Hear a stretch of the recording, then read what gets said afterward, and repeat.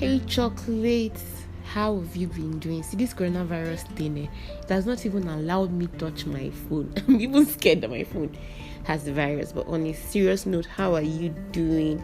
Hope you're okay. Follow the instructions they are giving about this coronavirus so that you can be safe, okay? Everybody's giving their own solution. Just do what a medical practitioner tells you to do, okay, so you can be safe. Even if it's your lover, even if it's me, don't come close. Just let's stay our distance. Let's give our distance till this thing is over, till we find a cure. Actually, as I was in my house, I was thinking, what if I find a cure for this thing and I send a message out and everybody, starts subscribing to the podcast, and then the family starts growing, and then we'll change our podcast name to The Girl Who Found Coronavirus Cure. How do you see that? Anyways, that's not what we're going to be talking about today. What we are going to be talking about today is very serious. It's a very serious something in Africa, Nigeria. Most times when someone we are related to, maybe say for example our parents, grandparents, they die, you see, before they bury the person, they'll start building house. Like, why are you building that house? For what? Shouldn't you be saving that money? Shouldn't that money be for something else? Why are you doing that? Why are you building that house? Oh, so visitors will be like, oh, this man has a house. This man has a house. A story that happened. It happened to my family. Actually, my aunt, my mom's siblings. When my grandma died, may her soul rest in perfect peace. For like 2 good months, because that woman, she was just in the mortuary. What were they doing? They were building house. Why are you building house? Like, my mom was like, she was not going to be a party to this. Like, why are you building house now? Now that the person is dead, you're building house. See, especially Igbo people, we like overdoing ourselves. We don't want when people will come, dignitaries that we're inviting will come, they'll now be like, oh, they don't even have house in Igbo. Like, whose business is it if you do not have a house? So long as some people, even if when they finish building that house now, how many times will they come back? They hardly even come back to the village. And it's okay if you have house. I know one of the reasons, I know many people don't know the history of why we build houses in the village. One of the reasons is during the World War. Mbosoda, when it started, many people did not have where to run to because they built houses in places that were not their hometown. So when they were running, once they come to their side, after everything, they didn't have house in their place.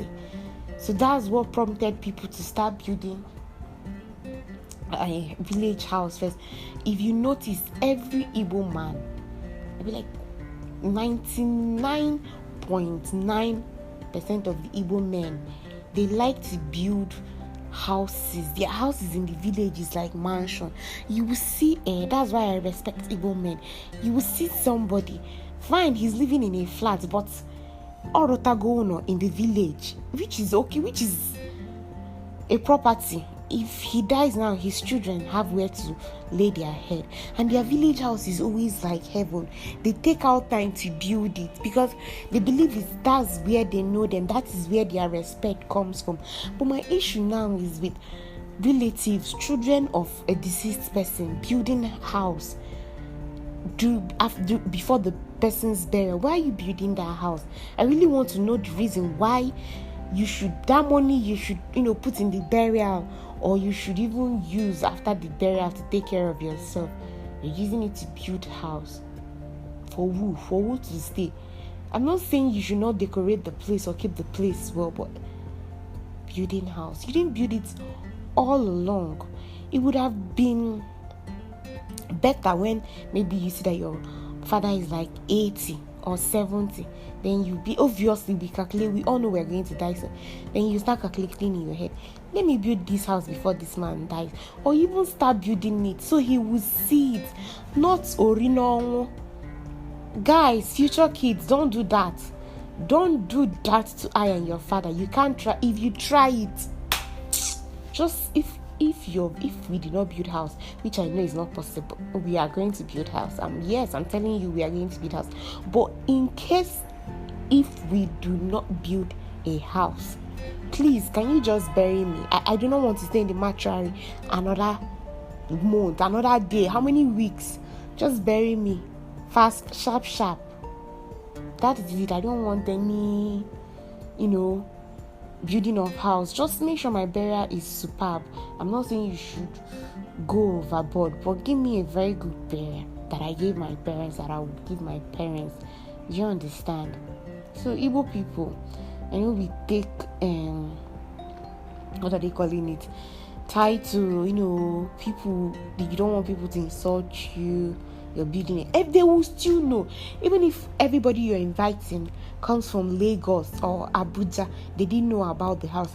There are people that knew when you started building the house and be like, oh, they started building this house because their father died. And that is it. So that's my own rant for today. Please stop this.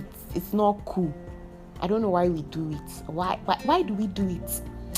Anyways, chocolates, you will see again. You're a very special human being.